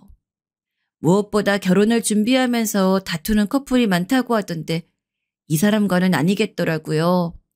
그런 안정감까지 생기자 전 프로포즈를 받는 날을 기대하고 또 기다리게 되었습니다. 그런데 참 이상한 일이 생기더라고요. 제가 프로포즈 받으려면 기다렸다고 했잖아요. 그런데 막상 그 사람에게 프로포즈 반지를 받는 순간엔 갑자기 이 결혼 괜찮을까? 하는 생각이 들면서 뭔가에 맞은 듯 정신이 번쩍 들었습니다. 그 사람 나름대로는 넓게 펼쳐진 바닷가에서 반지를 제 손에 끼워주며 로맨틱한 이야기를 한참 늘어놓는데 그 모습을 물끄러미 바라보고 있자니 그건 그야말로 학창시절부터 친구들과 농담으로 이야기하던 바로 그 선택지가 아니겠어요? 못생기고 말투도 뭔가 짜증나는 남자. 하지만 집안이 너무나 부자라면? 그간 성인다운 성숙한 생각으로 이 남자를 바라봤는데 이제 평생 같이 삶아떼고 이 사람과 살아야 한다고 생각하니 결혼해도 괜찮을까? 행복하게 살 수 있을까? 하는 불안이 슬며시 올라오더라고요. 이 사람은 절 분명 좋아하고 사랑하는 게 느껴졌지만 전 아니었으니까요. 그 사람의 눈에는 제가 매우 감동받아 머뭇거리는 것처럼 보였겠지만요. 사실 특별히 외모 때문에 고민한 건 아니에요. 워낙에 남보기에 질릴 정도로 유식한 척이 심하니 꼴 보기 싫다고 한다면 일단 거기에 외모가 플러스가 되는 거죠. 한참을 생각하다가 그래도 남자라면 능력이 아닐까. 내가 여태까지 이 남자를 만나온 이유가 그건데. 성격이 어디 모난 것도 아니고 내가 어디서 이런 남자를 또 만날 수 있을까? 그동안 살면서 제 스스로 딱히 속물이라 생각한 적은 없었는데 그 순간엔 그렇게 되더라고요. 그러다가 그만 에잇 모르겠다 하곤 청혼을 받아들였어요. 먼저 시부모님께 처음으로 인사부터 드리러 가기로 했어요. 회장이면 대체 얼마나 잘 사나 하고 가는 길에 눈만 깜빡이고 있었는데 집에 가보니 대문에서부터 입이 떡 벌어지더라고요. 정말 영화에 나오는 그런 집에다가 상상하는 건 다 있다고 말하면 딱 어울릴 것 같아요. 일 때문에 나름 돈 좀 있는 사람들 많이 만나봤지만 이건 정말 차원이 다른다는 생각이 들었습니다. 그날 난생 처음으로 자존감이 확 깎이는 느낌을 받았습니다. 이미 대문에 들어서기도 전부터 이런 집안에서 과연 날 며느리로 들이려고 할까? 생각하니 기가 팍 죽더라고요. 저희 집안은 그야말로 평범한 중산층 가정이고요. 그때까지 저희 집도 그리 못 사는 편은 아니었기에 나름 자부심을 갖고 살았지만은 시부모님의 집을 보는 순간 갑자기 몸이 얼어붙기까지 하더라고요. 청심하면 먹고 왔어야 하는 생각이 들면서 인터넷에서 그간 보았던 재벌가 며느리 생활에 대한 이야기들이 머릿속을 스쳐 지나갔습니다. 영어로 말하며 가방금 짧은 식구 무시하는 동서들, 시어머니의 재벌가 며느리 교육, 집안에 존재하는 엄연한 서열과 차별들, 살아는 판을 걷는 듯한 분위기, 드라마 속에서 봤던 장면부터 시작해서 인터넷에서 본 이야기까지 후루룩 생각이 나는 거예요. 사실 조금 불안해서 프로포즈 받은 다음 날부터 인터넷에 재벌가 며느리, 재벌가 생활만 꾸준히 검색하며 스터디를 했었거든요. 그런 이야기들을 읽어보니 생활이 보통 살벌한 게 아니어서 자신이 없었는데 그런 저를 꾸준히 설득했던 건 예비 신랑이었어요. 자기네 집안은 그런 것과는 거리가 멀고 부모님들도 전부 외국에서 공부하시던 분들이라 제가 생각하는 것과는 전혀 다를 거라고 저를 위로해 줬거든요. 예비 신랑은 집 앞에서 얼어붙은 제 안색을 눈치채곤 부모님 다 좋으신 분들이라며 긴장 풀라는 식으로 몇 가지 농담을 던지더니 저를 집 안으로 이끌었어요. 잔뜩 긴장된 얼굴로 배웠던 예비 신부님들은 너무나 다행스럽게도 아주 자유로운 사고방식을 가진 분들이었어요. 예비 신랑 말 맞다나 인사를 드리고 대화를 나눠보니 생각했던 것과는 달리 크게 격식을 따지거나 그런 분들이 아니었습니다. 특히 어머님은 농담도 잘하시고 말도 얼마나 재밌게 잘하시는지 제가 상상하던 재벌 시어머님과는 영 땅판이었고요. 그간 성형외과에서 본 어지간한 사모님들보다 훨씬 점잖다는 생각이 들었어요. 아버님께서도 온화한 인상을 가지고 계셨는데 특별히 말은 별로 없으셨지만 저를 마음에 들어하시는 눈치였어요. 뭔가 프리패스란 느낌을 받을 정도였으니까요. 예비 신부님을 뵙고 나니 전 마음이 놓이면서 큰 벽 하나를 넘은 기분이었습니다. 예비 신랑은 그것보라며 긴장했던 저를 놀리었지만 전 혹시나 제가 그분들의 기준에 맞지 않는 며느리일까봐 너무 떨렸거든요. 특히나 예비 신부님들은 며느리 시집살이도 안 시킨 분들인 것 같아 더 좋았어요. 솔직히 보통의 며느리들도 시집살이를 하는 만큼 재벌가에 들어왔으니 어느 정도 시집살이는 각오하고 있었거든요. 그런데 어머니께서 저에게 대놓고 너희들의 생활에 간섭하지 않을 거고 거리를 두고 존중해 줄 거라고 그러니 걱정하지 말라고 하시더라고요. 물론 처음 만난 자리니 그렇게 말씀하신 거고 약속이 지켜지지 않을 수도 있지만 어머니의 눈빛과 태도는 진심 같아 보이셨어요. 전 그렇게 너무나 흡족한 마음으로 부모님께 허락을 받은 사실을 말했고 그때부터 저희 집안은 그야말로 난리가 났습니다. 제가 재벌가의 며느리가 되다니요. 그 집에서 본 것들을 엄마에게 말씀드렸더니 저희 엄마는 거의 감동을 하셨죠. 집안에 경사가 났다고 동네방네 친구분들에게 전화를 돌리기 시작하셨어요.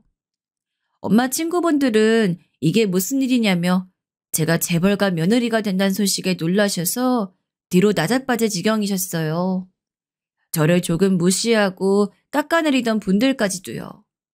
특히 저희 엄마 친구분 중 자식이 변호사가 돼서 틈만 나면 제 직업을 하찮게 생각하시는 분이 있었는데 글쎄 제 얘기를 듣자마자 득달같이 달려와선 용돈을 주시려 하시고 자기 딸 얘기 좀 잘해달라고 하는 거 있죠. 푼돈 벌어서 언제 시집 가겠냐고 걱정하시던 분이 제게 요즘 딸벌이가 시원치 않다며 부탁을 하고 있으시니 새삼 권력과 돈이 얼마나 사람을 위로 솟구치게 하는지 알게 됐네요.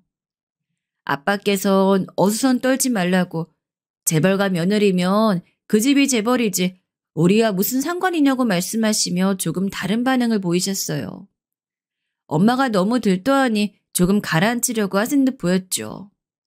하지만 아빠 역시 내심 저를 자랑스럽게 생각하는 눈치였습니다. 그런 부모님을 보니 저도 기분이 좋아지고 어깨가 으쓱해지더라고요. 솔직히 결혼으로 효도할 거라곤 저조차 상상하지 못했는데 엄마 아빠가 이렇게 좋아하는 모습을 보니 프로포즈를 받아들이길 너무 잘했단 생각이 들었습니다. 그리고 예비 신랑이 저희 집에 방문하는 날 저희 엄만 동네 분들까지 다 불러 잔치밥상을 마련했습니다. 사실 저희 엄마는 음식을 그렇게 맛있게 하는 편이 아니었어요. 간도 좀 못 맞추셨고 요리 쪽으로는 영 그래서 아빠가 대신 요리를 하시는 날도 많았거든요. 그런데 엄마도 그 부분이 마음에 좀 걸렸는지 동네 분들을 모으셨고 예비 신랑을 보자마자 소박하게 한다고 했는데 음식이 맛있을지 모르겠다며 수줍게 말씀하시는데 그 모습이 너무 귀여워 보였네요. 그런데 음식이 눈앞에 있자 신랑은 원래 하던 대로 음식에 코를 박고 먹더라고요. 솔직히 엄마와 아빠가 있으니 안 그럴까도 싶었는데 습관은 여전한지 예비 신랑은 개의치 않다는 듯 평소보다 더 코를 박고 음식을 먹었습니다. 전 엄마가 내심 어떻게 생각할까 싶어 엄마 쪽을 보았지만 엄마는 오히려 신랑이 자기가 차린 음식을 무척 좋아한다는 뜻으로 받아들이신 듯 먹는 모습이 복스럽다며 밥 한 공기를 덮어주더라고요. 제 눈에 콩깍지가 씌었듯 엄마 눈에도 그런 것 같았죠. 저희 부모님에게도 잘하는 예비 신랑을 보며 모쪼록 모든 게 순조롭다는 생각이 들었어요. 신랑이 인사를 드리고 난 후엔 2년간 연애 더 기다릴 것도 없다 싶어서 얼마 안 있어 곧바로 상견례 준비했어요. 그때부터 저희 부모님께서는 은근히 걱정을 내비치셨습니다. 재벌가랑 결혼하려면 혼수니 예단이니 그런 것들은 어느 선에서 맞춰야 하지 않냐며 어머님 걱정이 태산이셨습니다. 그때쯤 저는 눈이 거의 뒤집혀 있었기 때문에 지금 그게 무슨 문제냐며 뭔 소리를 써서라도 갖출 건 갖춰야 한다고 강하게 주장했어요.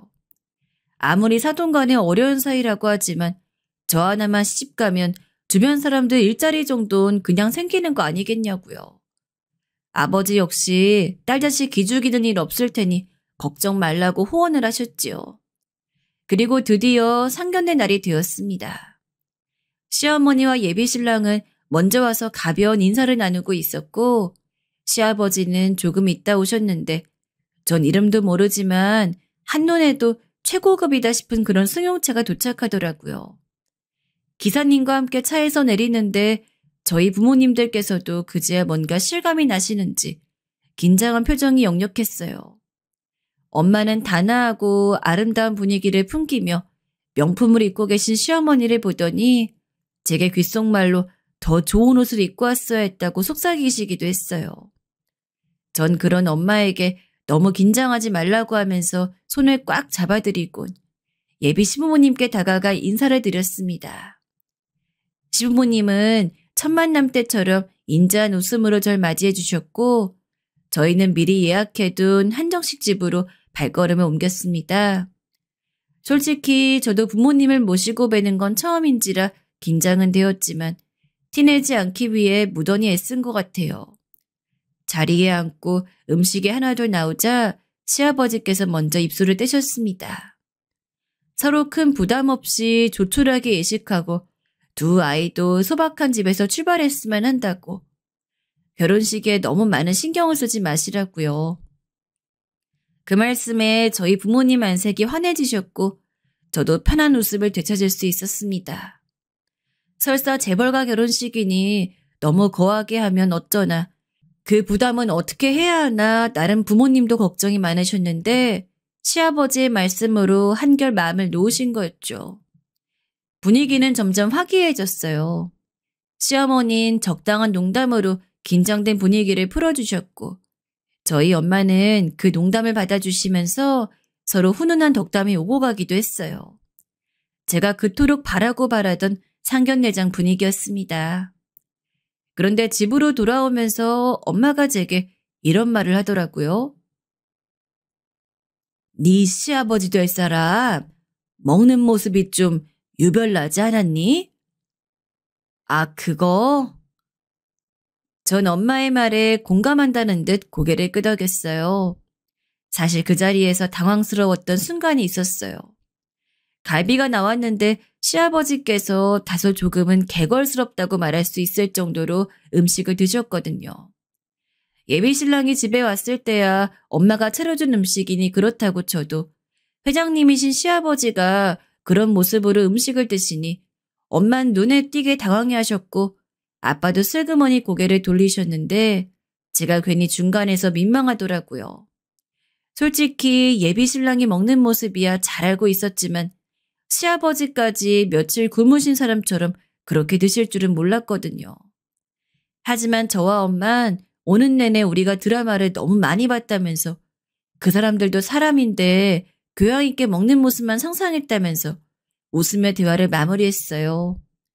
아버진 그런 모습이 재벌 같지 않고 오히려 인간적이라며 좋아하셨고요. 상견례가 끝나고 나서 예비신랑은 저희 부모님에게 더 잘했어요. 크게 비싼 선물은 아니지만 소소하게 건강식품을 챙겨드리며 앞으로 가족이 될 사이니 잘 보이고 싶다는 듬직한 말까지 하더라고요. 저희 부모님은 그런 신랑을 마치 외아들처럼 귀하게 대하며 전생에 제가 나라를 구해도 구했다며 좋아하셨고요. 지금껏 부모님과 함께 살면서 이런 환한 웃음을, 그것도 며칠씩 짓는 건 처음 보는 일이었죠. 그런데 어느 날 예비 신랑과 저희 부모님이 다 함께 모여 저녁을 먹고 있는데 예비 신랑의 아버지가 신혼집을 해주셨다면서 핸드폰으로 집 사진을 보여주더라고요. 알아보니 소박하게 시작하자고 말씀하시던 것과 달리 시아버지께서 해주신 신혼집은 시세 30억이 넘는 집이었어요. 30억이라니. 어느 정도 예상은 했지만 정말 재벌가 시댁생활도 안 해도 되고 순식간에 정말 드라마에 나오는 재벌 사모님이 된 기분이더라고요. 더 놀라웠던 건 하루는 시어머니께서 저를 부르시더니 혼수니 뭐니 신경 쓰지 말라고 가구나 가전 같은 것들은 한번 사놓으면 바꾸는 것도 일이니 아예 시댁에서 다 준비해 주겠다고 하셨어요. 그야말로 아무것도 준비할 필요 없이 몸만 들어오라는 말씀이셨죠. 다만 그래도 결혼인데 성의 정도는 보여야 하지 않겠냐며 예단비 정도만 준비하고 나머진 생각하지 말라고 귀뜸을 주셨습니다. 처음엔 그 말을 듣고 나니 대체 예단비를 얼마나 해가야 할지 갈피를 잡을 수 없었습니다. 시세가 30억이 넘는 신혼집에 가구나 가전까지도 다 해주시는데 어느 정도 예단비를 해야 하나 감을 못 잡겠더라고요.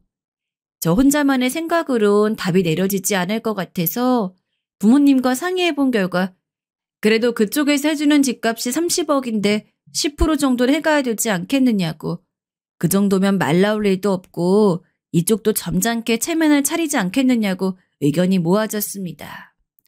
하지만 말이 점잖은 금액이지 3억이 갑자기 어디서 나겠어요. 제가 모아둔 돈 7천에 나머지 금액은 그야말로 집에서 있는 돈, 없는 돈을 다 끌어모아야 했죠. 오죽하면 제가 재벌가에 시집 간다고 좋아하시던 엄마가 딸 자식 시집 보내고 손가락만 빨고 살겠다고 한탄을 할 정도였죠. 그래도 이미 벌어진 일, 그야말로 대출에 뭐에 다 해서 생활 유지비 정도만 빼고 친정돈은 싹 끌어모아 3억을 만들어드렸습니다.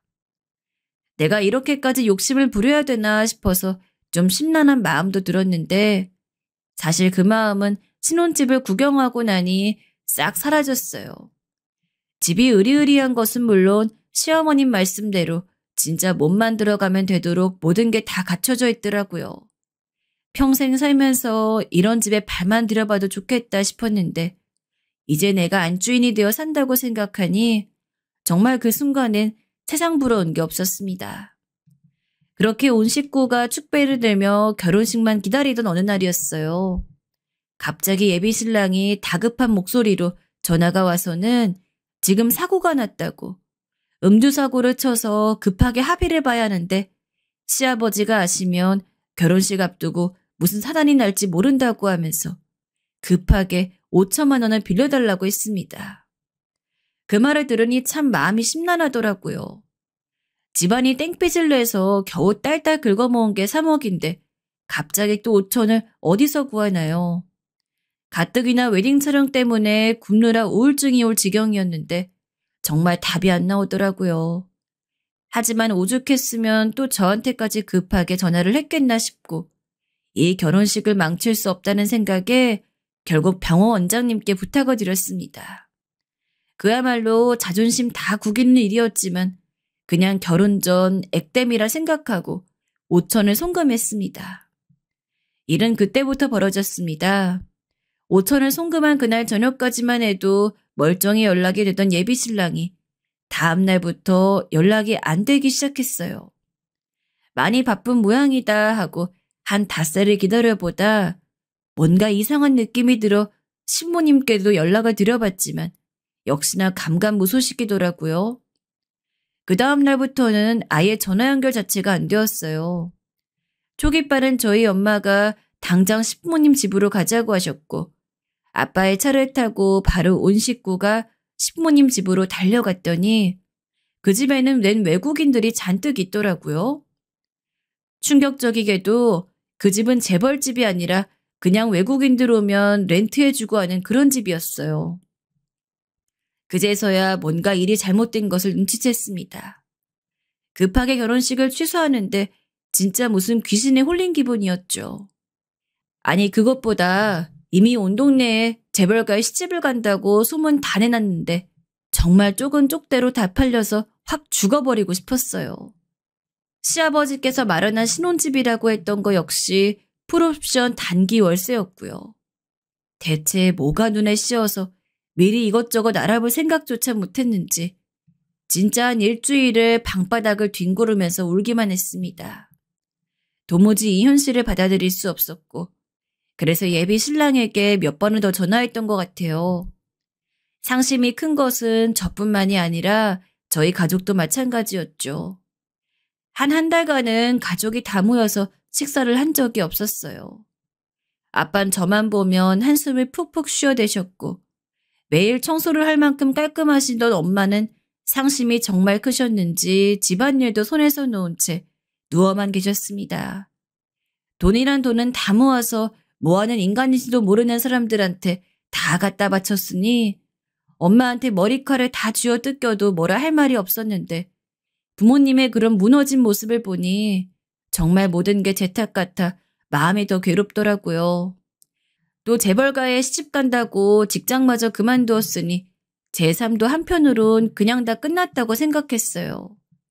직장 사람들이나 친구들 중에선 제 결혼이 파토났다는 소식을 듣고 굳이 연락을 걸어오기도 하더라고요. 그때마다 전 할 말이 없어 연락을 받지 않거나 어쩌다 전화를 받아도 그냥 성격이 맞지 않아 헤어졌다고 둘러대었는데 그 말을 하는 순간에도 제 처지가 너무 비참해서 코를 박고 죽고만 싶었지요. 피하고 싶었던 처참한 현실이 받아들여지고 다가올수록 마음은 점점 수렁으로 가라앉는 기분이었습니다. 당연히 경찰에 신고는 했습니다. 사기당한 금액과 정신적 피해도 문제였지만 경찰 앞에서 지금까지 있었던 이야기를 싹 다 진술하는데 그 과정에서 신경쇠약이 올 뻔했어요. 경찰이 저를 얼마나 한심하게 봤겠어요. 진술을 하면서도 경찰이 속물이 사기꾼에게 속아 넘어갔다는 식으로 저를 보는 것 같아 경찰부 눈을 제대로 마주칠 수가 없었습니다. 친구들에게 대충 성격 차이라고 둘러댔을 때도 물론 창피했지만 경찰 앞에서 모든 걸 진술하고 보니 정말 제가 한심하다는 생각이 들었어요. 어떻게 눈 뜨고 이런 일을 당했는지 그래도 나름 실속도 차리고 스스로 똑똑한 구석도 있다고 생각했는데 이런 식으로 누군가에게 사기를 당할 성격은 아니라 생각했는데 별 생각이 다 들면서 영혼이 탁 빠져나가더라고요. 경찰서에서 나와 터덜터덜 집으로 돌아오는데 어떻게 왔는지 기억이 나지 않아요. 집으로 돌아오면서 한강물을 보는데 문득 이러다 나쁜 생각이라도 할 것 같아서 급하게 집 주변에 있는 신경정신과를 찾아가 다짜고짜 선생님 앞에 앉아 약을 처방해달라고 했다는 것만 뚜렷하게 기억이 납니다. 의사 선생님도 제 상태가 심각해 보이셨는지 상담 치료를 병행하자고 하셨고 그 후 저는 한동안 약을 받고 상담 치료를 받으며 이 상황을 조금이라도 극복해 보려 노력했습니다. 그러고 나서 한참을 곱씹어 보니 그제야 이상하다고 할 만한 점이 하나둘 생각났어요. 우선 재벌 회장 아들이 외국 유학까지 다녀왔으면 세상 좋은 건 다 경험하고 자랐을 텐데 무슨 그렇게 되도 않는 아는 척이 심했을까 하는 생각이 들었고요. 보통 그런 건 뭐가 좀 모자란 애들이 하는 짓이지 점잖은 입장에서 그러지 않잖아요. 또 먹는 모습도 그렇고요. 그런데 참 이제야 말이지만 그러는 게 생긴 거랑 너무 잘 어울려서 그때 미처 눈치를 채지 못했어요. 상견례 끝나고 와서 엄마도 뭔가 우습단 듯이 먹는 모습이 유별나지 않았냐고 하던 기억도 났고요. 사실 좀 이상하게 보려면 얼마든지 징조는 많았는데 다 제가 눈에 보이는 게 없어 홀라당 넘어간 거였습니다. 그 인간들을 잡기까진 그야말로 피말리는 시간이었어요.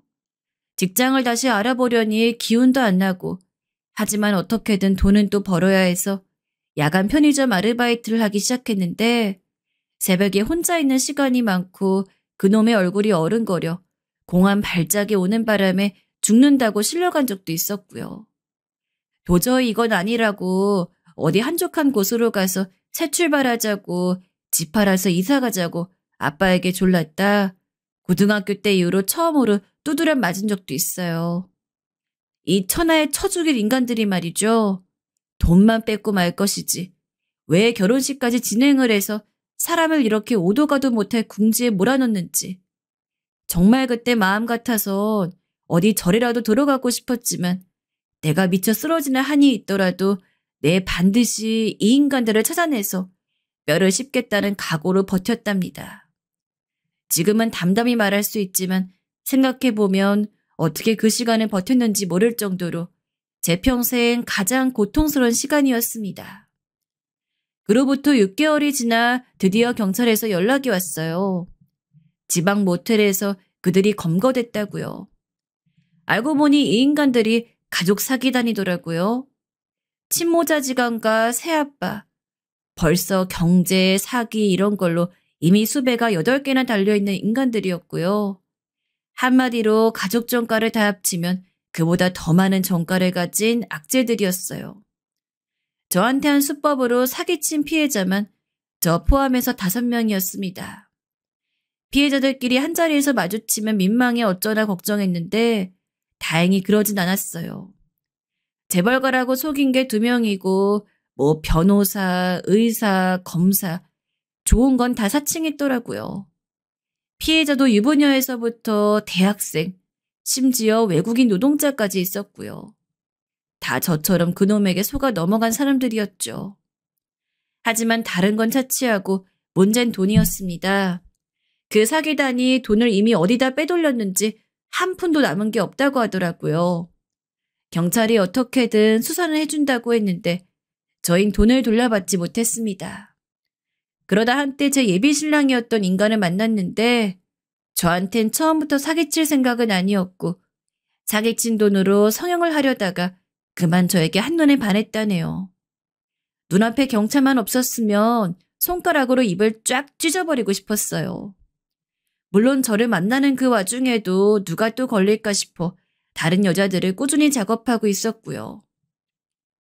그놈의 나이며 이름이며 그야말로 성별만 빼고는 모든 게 다 거짓말이었습니다. 심지어 그 인간은 제가 그간의 상황을 설명하는데 실실 웃더라고요. 정말 그 큰 돈을 뺏어놓고도 아무 죄책감이 없는 표정이었죠. 마치 속아 넘어간 니들이 잘못이지 하는 표정이요. 그 당당함이 보이자 순간 전 눈이 뒤집혔고 주변 사람들이 저를 보고 있다는 걸 생각하며 참으려 했지만 그만 그놈의 멱살을 잡아버렸습니다.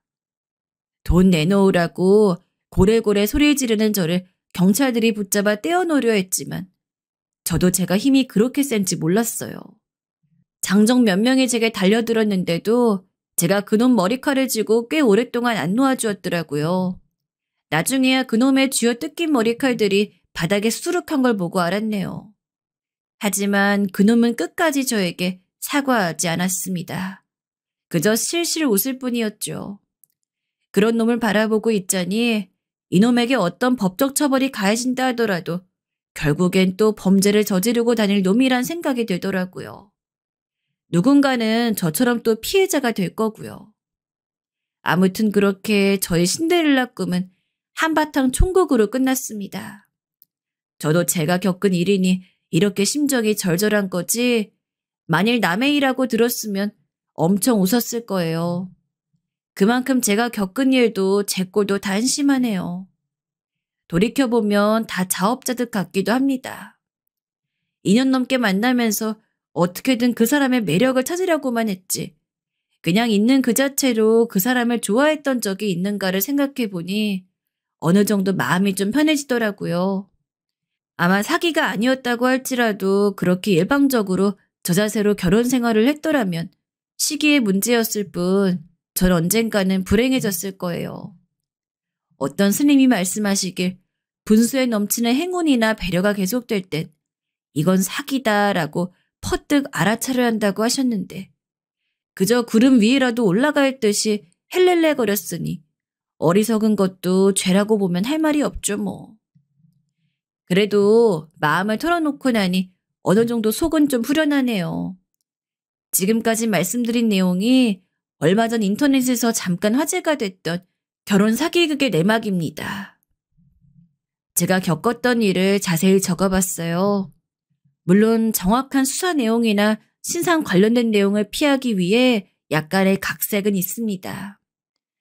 아마 몇 가지 단서만으로도 무슨 사건인지 찾아내시는 분들도 있으시겠지만 아직 수사가 다 끝난 일이 아니고 다른 피해자들을 위해서라도 너무 사건이 특정되는 것은 원치 않습니다.